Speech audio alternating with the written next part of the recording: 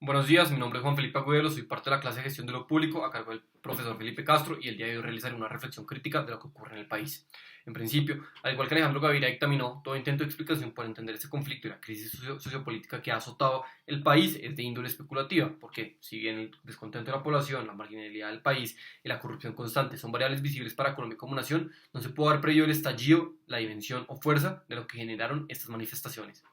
Para introducirlos, el paro comenzó como un fenómeno juvenil que se concentró en las clases medias vulnerables y en los más empobrecidos, donde la reforma tributaria se posicionó como el factor que coloquialmente fue la gota que rebasó el agua al vaso. Sin embargo, bajo esta medida surgen puntos que como estudiante unandino son importantes de comentar.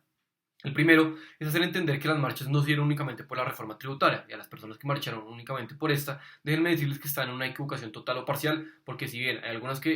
cosas que se necesitan mejorar, a nivel de planeación tributaria, la reforma es algo necesario dado el déficit fiscal enorme que tiene el país. Y lo segundo es hacer alusión a que las marchas pacíficas y la protesta desde su base social son necesarias para que el pueblo haga escuchar su voz. Sin embargo, rechazo absolutamente los daños a los bienes públicos y a la propiedad privada y rechazo de igual forma los abusos de la fuerza pública al momento de confrontar a los manifestantes. Así pues, el discurso no se debe basar en echarle la culpa a unos u otros, sino entender que este tipo de posiciones discriminadas tienen como fin el aumentar la polarización que ha afectado tanto a nuestro país.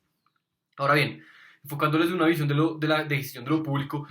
se tienen que argumentar ciertos puntos. En principio, se hace referencia a entender que la solución a los problemas estructurales de Colombia no se puede dar únicamente desde una visión apartada. Como argumenta Garay, este tipo de temas de interés público se deben resolver a través de un marco que involucre la esfera privada y la esfera pública, es decir, un espacio de solución que se construya mediante la reflexión de los intereses tanto colectivos como individuales.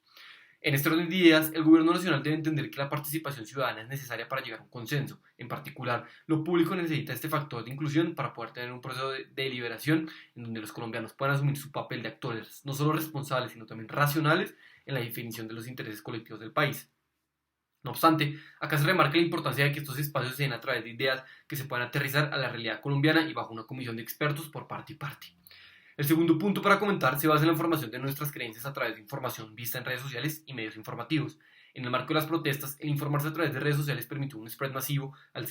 dado que las redes son gratis y de fácil acceso. Con ello, se puede tener un contrato más directo con figuras públicas que influyan en esta coyuntura, crear o ser parte de un movimiento, apoyar a las marchas, organizarse y, lo más importante, crear debates con diferentes actores para enriquecer el conocimiento del usuario, dado que el aprendizaje nace la base de todo. Sin embargo, es importante dictaminar que los algoritmos que se establecen en estas plataformas sesgan el conocimiento de los usuarios y los obligan implícitamente a enfrentarse con cierta u otra posición.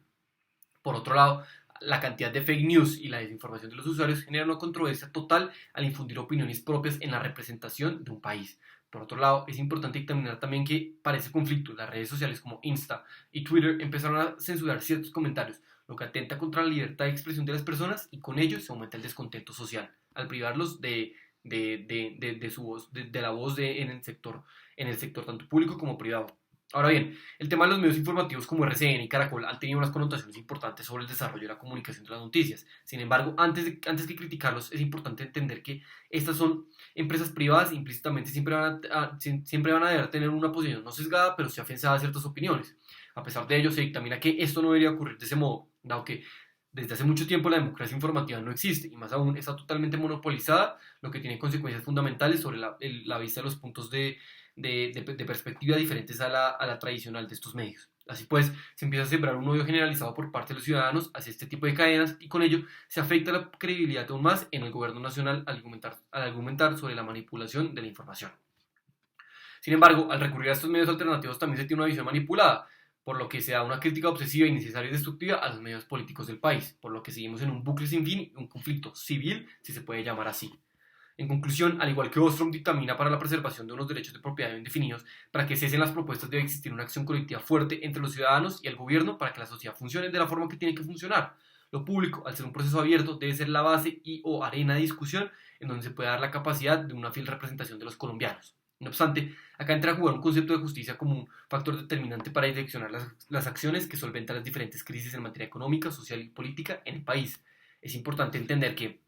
realizar acciones justas en este tipo de materias tiene un componente de complejidad, dado que bajo una visión utilitarista se buscaría maximizar el bienestar de todos. Sin embargo, está claro que las condiciones del país y la marca de estratificación social son totalmente diferentes y al llegar a una conclusión justa para todos requiere un proceso largo. Así pues, concluyo diciendo que más que tener empatía y recurrir al discurso popular y tradicional de igualdad, el cambio debe empezar por nosotros mismos, al momento de crear relaciones de cooperación, de crear empleo, de ser justos, de ser empresarios, de no humillar, de respetarnos entre nosotros. Es desde esta base que la violencia se mitiga y con ello un gran paso para la historia de Colombia. Muchas gracias.